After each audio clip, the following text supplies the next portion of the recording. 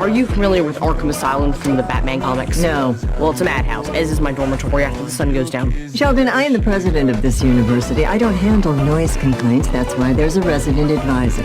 Oh, I went to him. And? You saw me sleeping on the bench like a hobo. What do you think? Can't you just, I don't know, chalk this up as part of the college experience? Yeah, the clown college experience. I'm sorry, I'm cranky.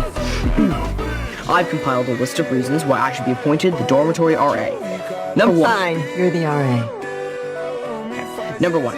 I love rules, creating them, following them, and most fun of all, enforcing them. You're the RA, Sheldon. Excellent. Number 2. Punishment for rule infractions must be both fair and merciless.